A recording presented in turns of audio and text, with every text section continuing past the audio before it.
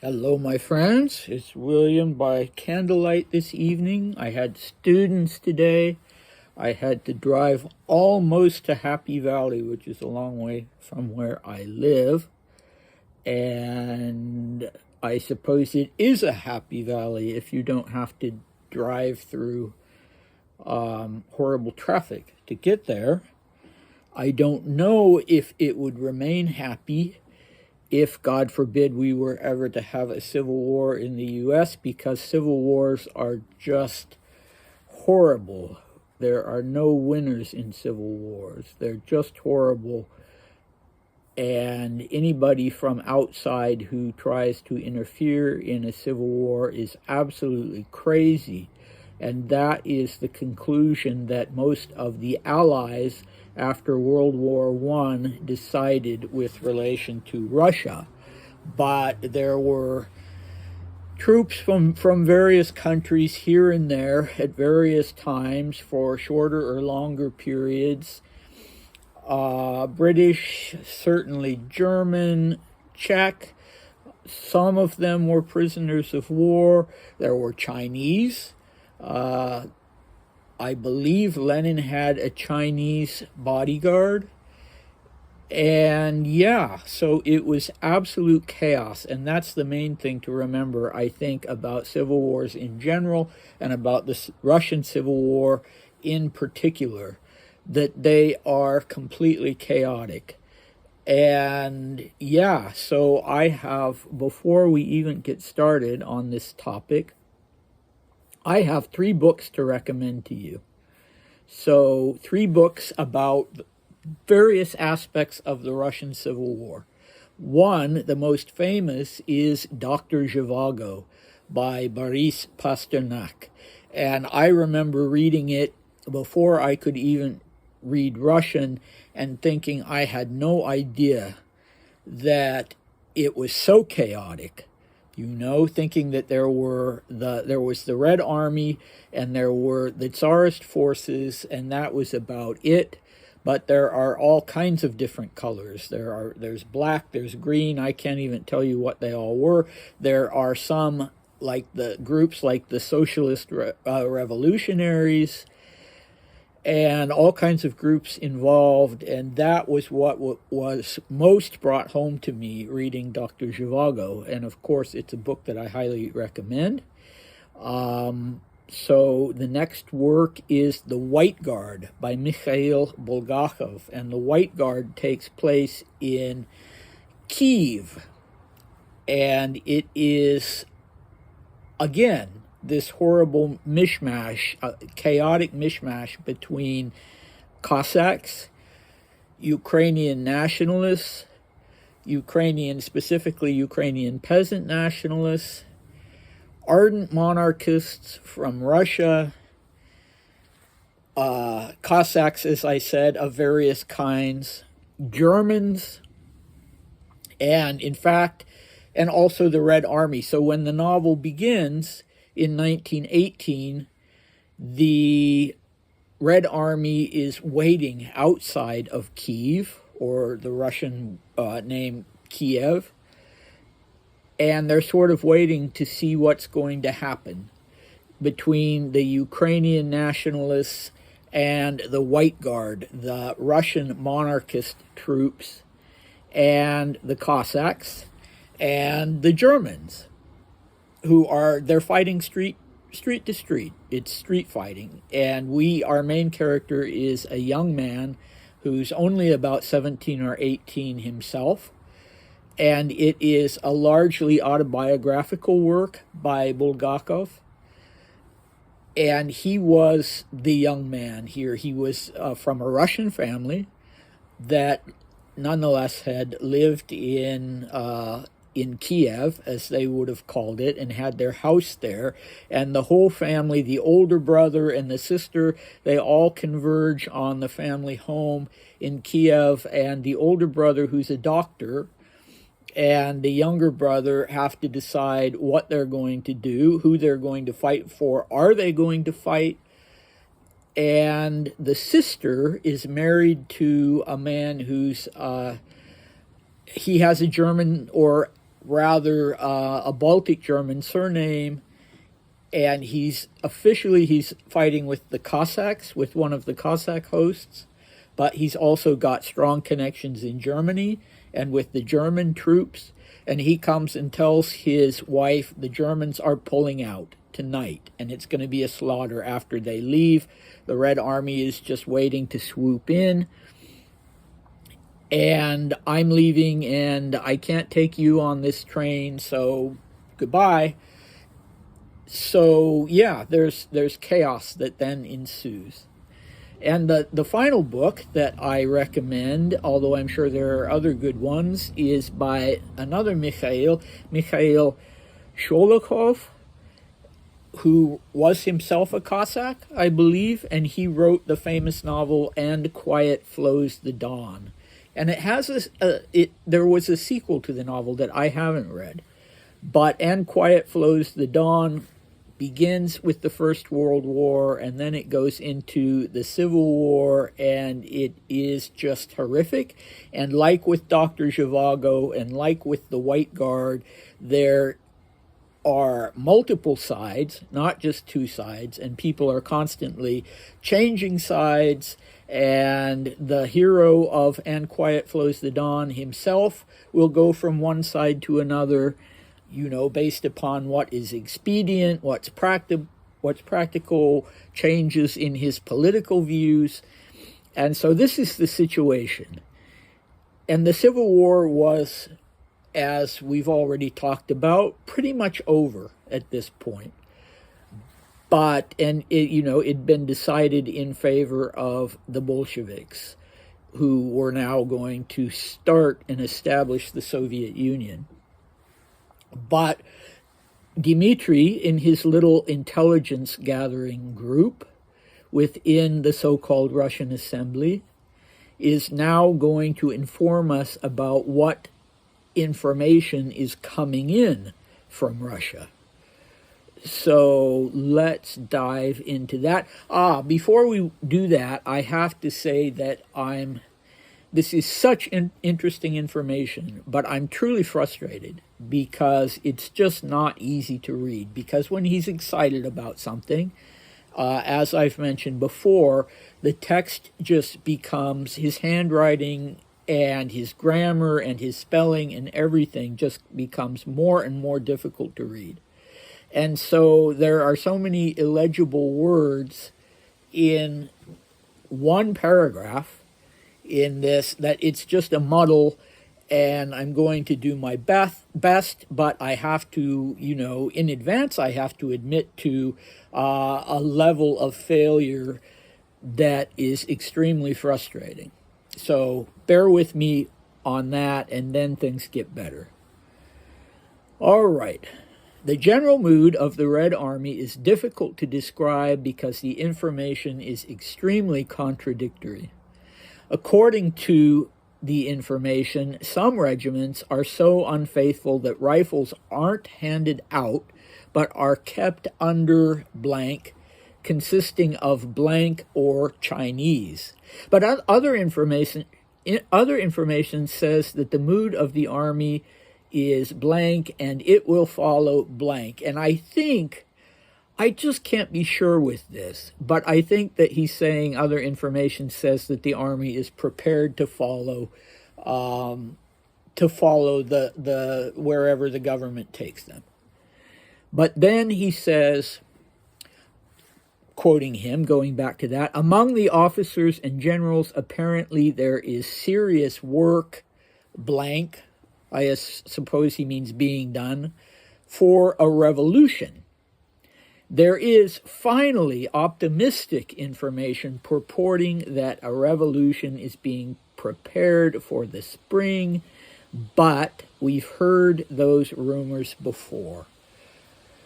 Concerning the general mood, I've heard the following: that supposedly everyone wants a monarchy, the socialist revolutionaries are not trusted, but an autocratic monarchy is also not desired, and the people themselves want to elect a Zemsky Sobor.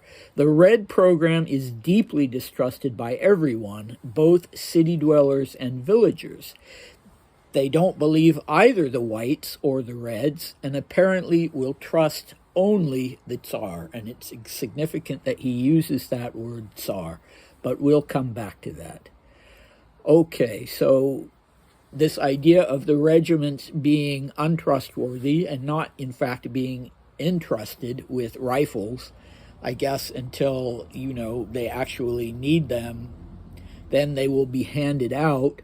But otherwise, they're under some kind of guard consisting of blank or Chinese. So the first word, I think, is also, like Chinese, is an ethnic term. So the implication being that Lenin doesn't trust the soldiers of the Red Army, and so he's using outsiders.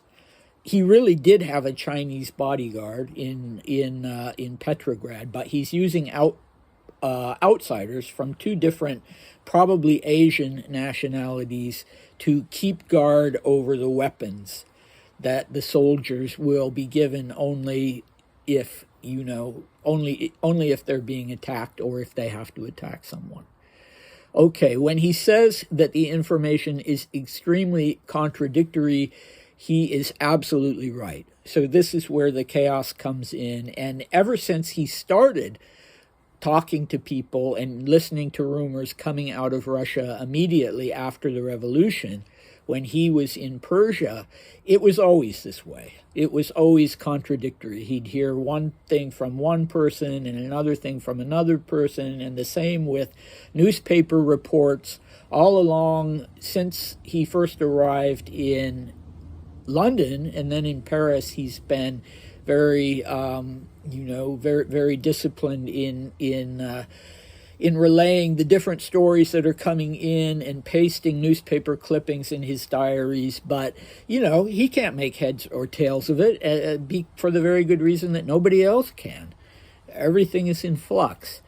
So there's this optimistic information, but, he says finally optimistic information. So finally post-Civil War optimistic information. So we can no longer expect the white troops to actually take back Russia.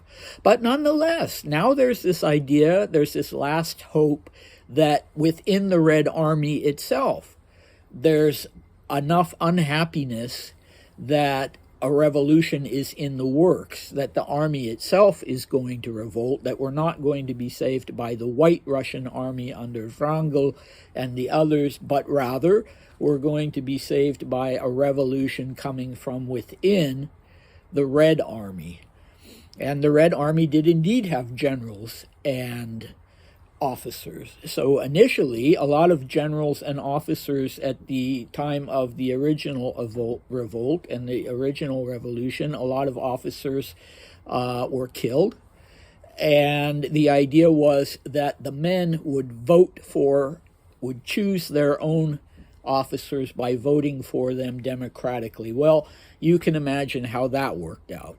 Not well at all. So at this point, you do have generals and you do have officers. And, Dmitry is saying that one of the things he's hearing is that the officers and generals are doing serious work toward a revolution which is being prepared for the spring. So it's now February on the Western calendar. So the spring, considering there's a long Russian winter, the spring is a ways off, but not that far. Okay, so that's the Red Army portion of this. Now for the general mood. What has he heard about the general mood? He's heard that supposedly, he's not the kind of guy to just fall right into wishful thinking of the type where he completely believes that everything he wants to happen is going to happen, that,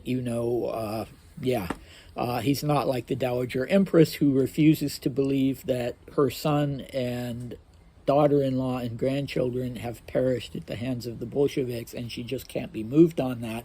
So Dmitry is genuinely trying to be realistic about what's going on. So he uses this qualification. Supposedly, everyone wants a monarchy. Okay, they don't want the socialist revolutionaries. We talked last time about how the socialist revolutionaries, unlike the Marxists, the Bolsheviks and the Mensheviks, were agrarian. They weren't so much concerned with factory workers and with the proletariat. Their focus was on the peasants. And so you would think that the peasants might perhaps see them as the champions of the peasantry. But they're not believed, they're not trusted. The peasants have already been burned once by the Bolsheviks. The socialist revolutionaries were actually fighting on the side of the Tsarist troops.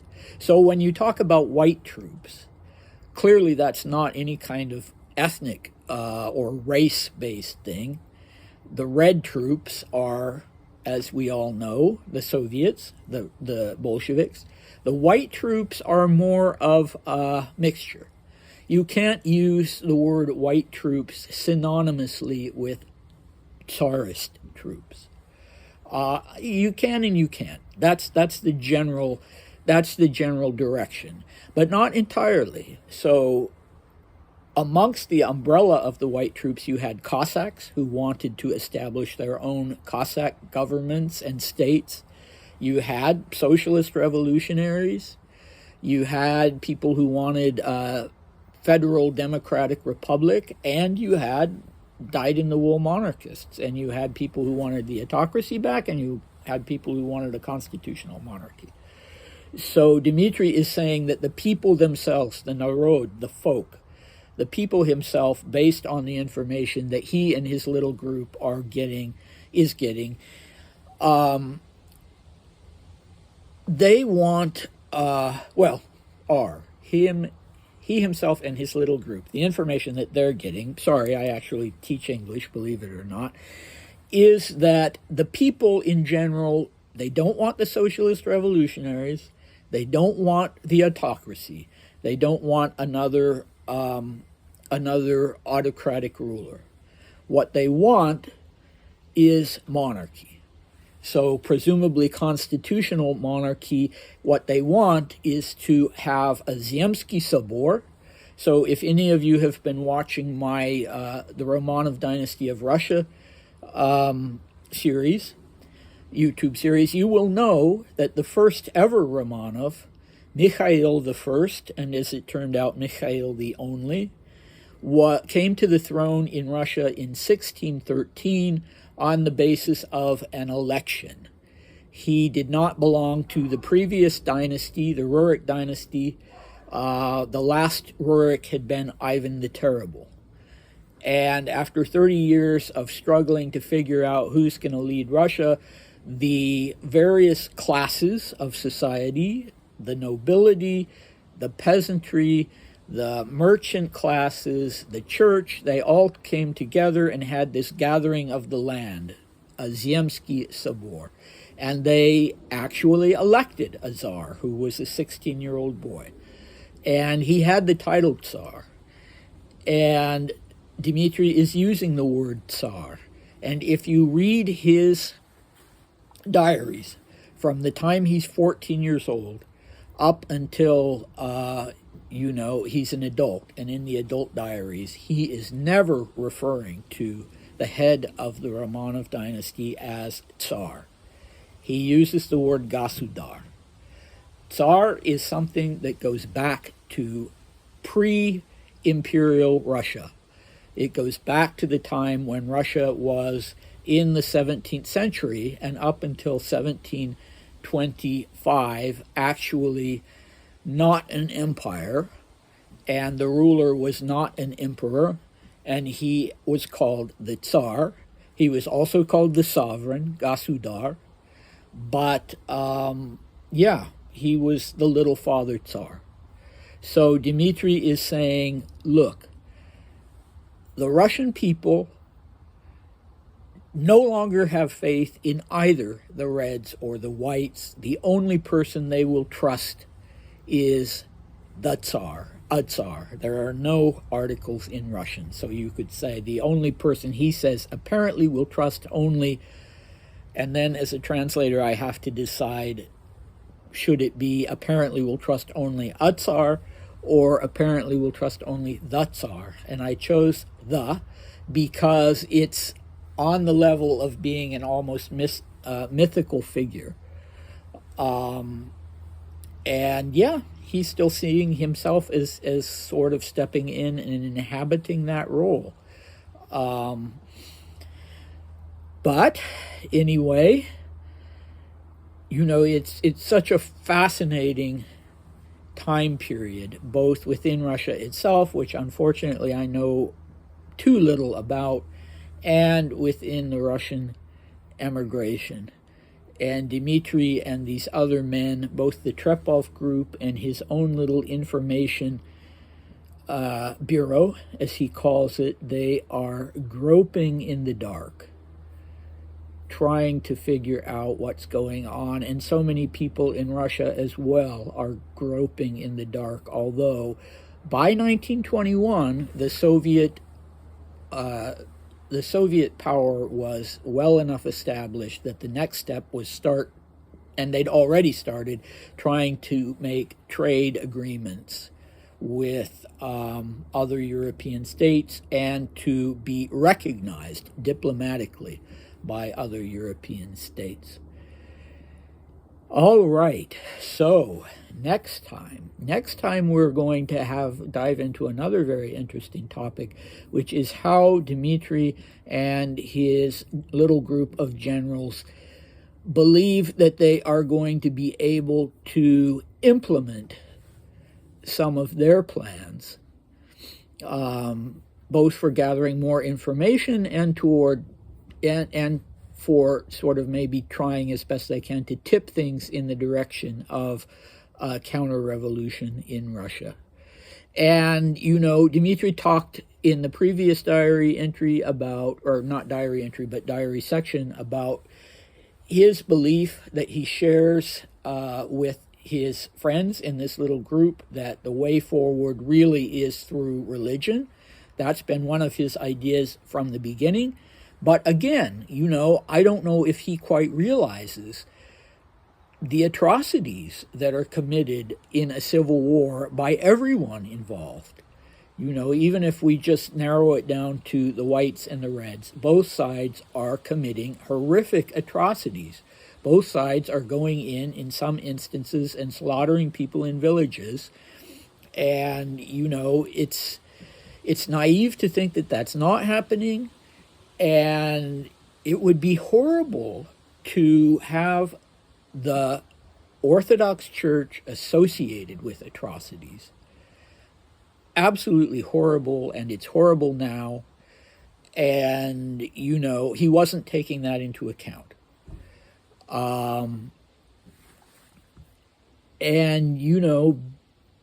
Beyond that, though, when he talks about the people, the narod, the folk, are only going to trust the Tsar. And, in a way, he's acknowledging the fact that the whites have burned their bridges, the reds have burned their bridges through brutality toward non-combatants and groups of people and so on and so forth. So they're only going to trust a Tsar. And how do the folk feel about the Tsar? How do the peasants feel about the Tsar? Well, for centuries there was this idea of naive monarchism that was a genuine phenomenon, which said that the people see the Tsar in accordance with the sort of Muscovite Romanov mythos of the meek and pious little Father Tsar. And he's God's agent on earth, and he has this mystical connection with the land and with the people. And if only they could get to him directly, if only they could petition him directly, then he would give them all the land and he would be their champion.